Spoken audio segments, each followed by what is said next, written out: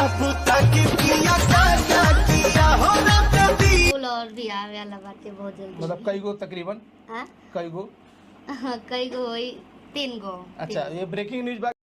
तो हेलो दोस्तों, कल power star Pawan Singh and Shilpi Raj ने बड़े बड़े गाना का रिकॉर्डिंग कंप्लीट कर चुके हैं। जी हमारे दोस्तों, यहाँ तक पावर स्टार का पवन भैया खुद इंटरव्यू में बताए थे और शिल्पी राज भी बताई है और पावर स्टार पवन सिंह का मैनेजर भी बताया है इंटरव्यू में और विजय चौहान ने भी बताया है।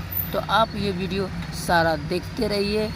आज और चैनल पर नए हैं तो सब्सक्राइब कीजिए, लाइक कीजिए। देखिए ये वीडियो क्लिप में क्या बोल रहा है।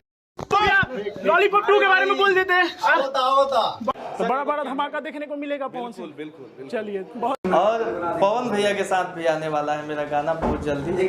तो आप लोग के फोटो वायरल भई रहे आर्या शर्मा जी के आपके और पवन भैया के वीडियो कॉल पर बात करत नहीं जा कोनो लोकगीत गाना खाती तो का लोकगीत भी देखे के मिले तो लगभग 7-8 गो 7-8 गो। हाँ, 7-8 गो भाई ब्रेकिंग न्यूज बा के 7-8 गो लोकगीत भी जो कि पवन भैया के आवे वाला बहुत बा। हैवी जो कि अच्छा। मार्केट में एकदम 2000% बात।